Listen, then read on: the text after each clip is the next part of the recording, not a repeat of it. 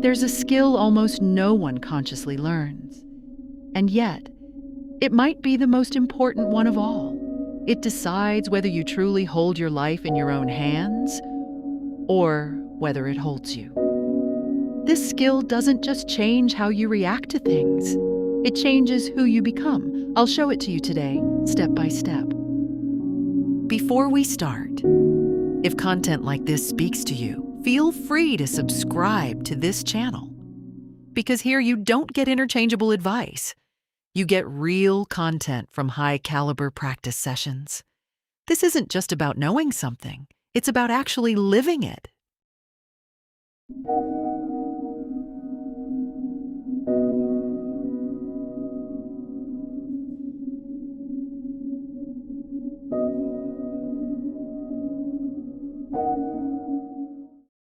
The pain of the first-person perspective. Before we go further, let's clarify what I mean by yourself.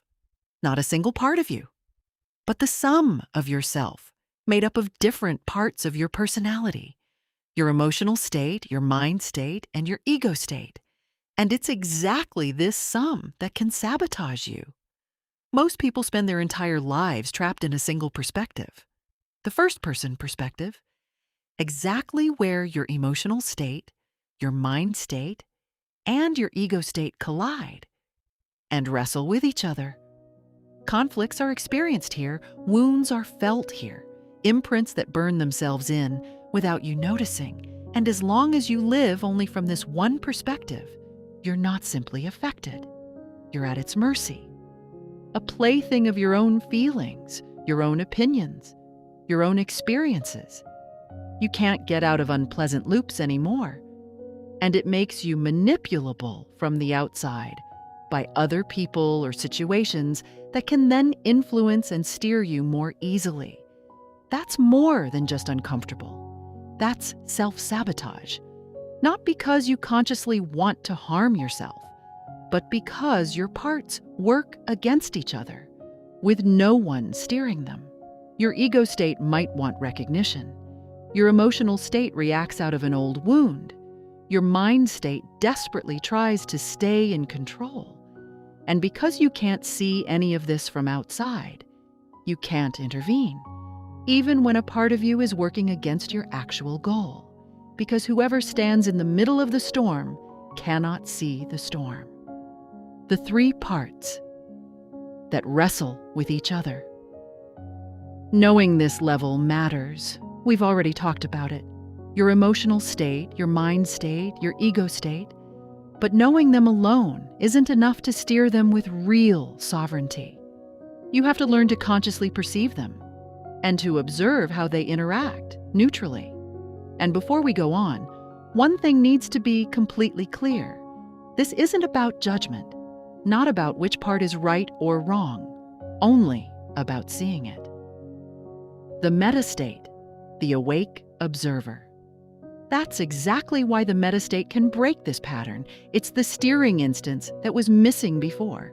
To truly step out of the first-person perspective, you need a new position, the observer role. In psychology, we call this the meta state. It's the neutral observer inside you that never sleeps, relaxed, protected. No matter what's happening, important to know, this observer doesn't automatically show up for you. By nature, it tends to appear first where it's easier, when you're observing someone else, with a friend, in a situation that isn't your own, with someone else stuck in the middle of their problem. For yourself, you have to consciously bring it into being, consciously establish it. Again and again, until it's no longer just a visitor, but a fixed part of you, even when it's about you. A story about a llama in Hawaii. I want to tell you a small story from my own life. Many years ago, I traveled around the world for 6 months with Buddhist monks to learn meditation and listen to their teachings. During a talk in Hawaii, the Lama who was speaking suddenly fell asleep, mid-sentence. Jet lag had caught up with him. A helper quietly came, brought tea, massaged his feet. And when the Lama woke again, He continued speaking seamlessly, exactly where he had stopped. Watching it, I found the situation almost embarrassing. I imagined what it would be like if that had been me. Later, I asked him if that hadn't been uncomfortable for him.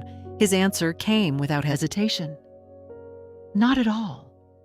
A part of him, he said, is always awake, observing every situation neutrally, appreciatively.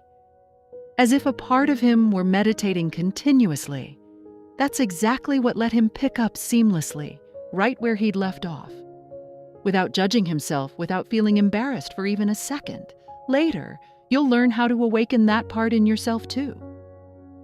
How to create your own observer room. But first, a bit more detail on the meta state. It's the part of you that only observes, neutral, appreciative.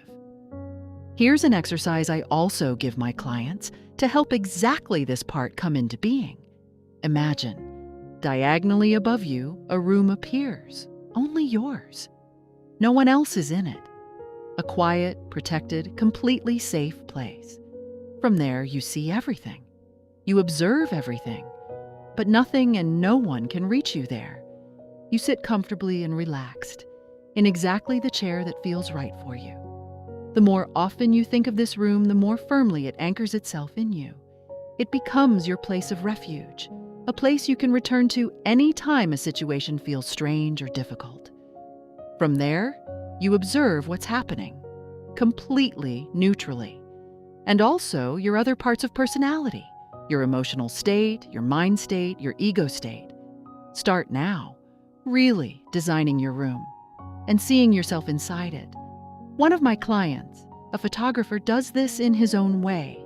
Whenever something gets difficult, he goes straight into this room and looks at the situation through his camera. A powerful image, I think. You see, there are no limits to your imagination here. Just don't make it too complicated. It should work within seconds. This is how you become more and more your own advisor, your own mentor. Your question for everyday life. You'll practice this best in small situations first, and for that, there's a question that works like an elevator pitch, a question that pulls you into this room within seconds. How would my observer, me in the third person, see this? And then you take one more, decisive step. You say your own name inwardly and deliberately stay in the third person. Not, I am now the neutral observer, but your name is now the neutral observer and is observing what's happening in this situation. This shift away from I toward your own name is not a small thing.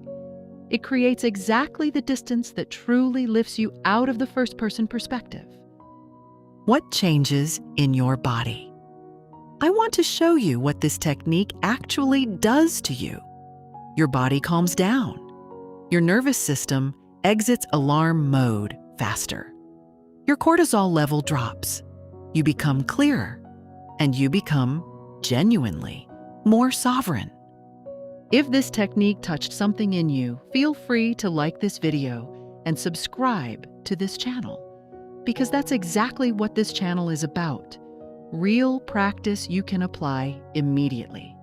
Maybe that's exactly the difference between a life that steers you and a life you steer.